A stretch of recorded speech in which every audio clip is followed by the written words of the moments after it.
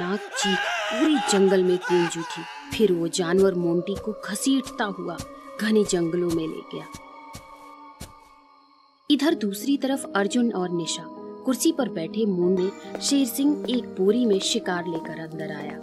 उस बोरी से खून की बूंदें जमीन पर टपक रही थी, जिसे देखकर निशा घबरा गई।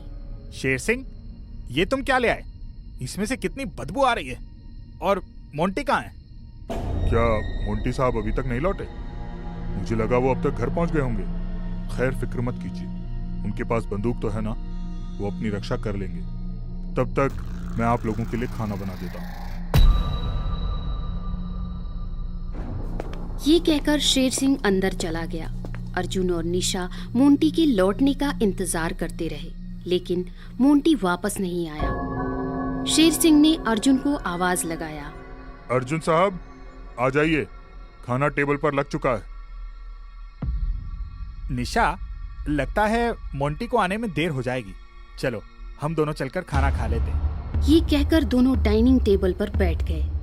अर्जुन ने जैसे ही खाने का ढक्कन खोला, बर्तन के अंदर देखकर उसके पैरों तले जमीन ही खिसक गई। उस बर्तन में मोंटी का कटा हुआ सिर था। अर्जुन और निशा जल्दी से टेबल से उठ गए। अर्जुन, ये तो मोंटी का सिर है। ये किसने किया होगा? अर्जुन, मोंटी को किसने मारा होगा? शेर सिंह, कहाँ हो तुम? मुझे पता ही ये सब तुम्ही ने किया है। सामने आओ शेर सिंह, सामने आओ। अर्जुन के ये बोलते ही कमरे की सारी बत्तियां बुझ गई और एक भयानक गुर्राने की आवाज पूरे कमरे में गूंजने लगी। निशा, जल्दी चलो, हमें यहाँ से निकलना होगा। ये कहकर दोनों भागने लगे। वो दरवाजे के पास ही पहुंचे थे कि तभी वो आदमखोर शेर मानव उनके सामने आ खड़ा हुआ। अर्जुन और निशा उसे देखकर थर-थर कांपने लगे। शेर सिंह, मुझे पता है ये तुम ही हो। तुम हमें क्यों मारना चाहते हो? अर्जुन ने उस जानवर से सवाल किया, लेकिन वो जानवर खून का इतना प्यासा था कि तुरंत अर्जुन पर झपट पड़ा। अर्जुन उससे बचने के लिए मशक्कत करने लगा।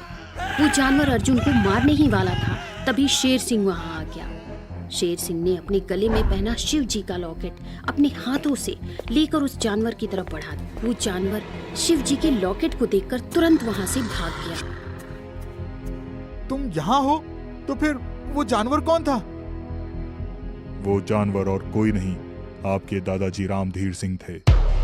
आपके दादाजी बहुत साल पहले यहाँ रहते थे। उन्हें इस जंगल के जीव जंतुओं से बहुत प्यार था, लेकिन फिर कुछ शिकारियों ने यहाँ जानवरों का अंधाधुंध शिकार करना शुरू कर दिया। ये देख आपके दादाजी को बहुत दुख हुआ,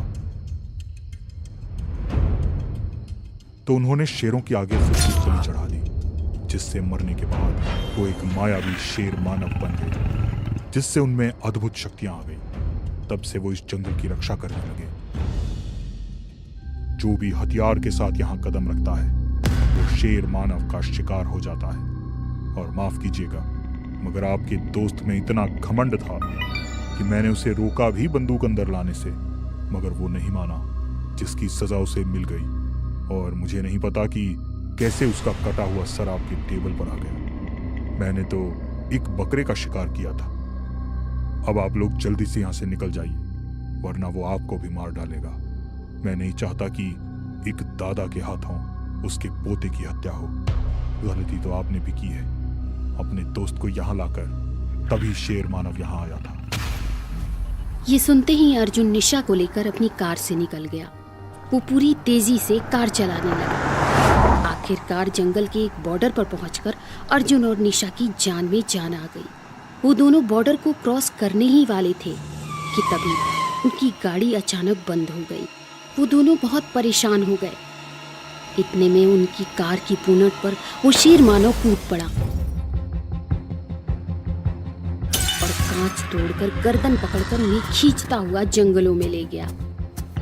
बस फिर क्या था, अर्जुन और निशा की चीखें पूरी जंगलों में गूंज उठी। वो शेर मानव इसी तरह जंगल की रक्षा करता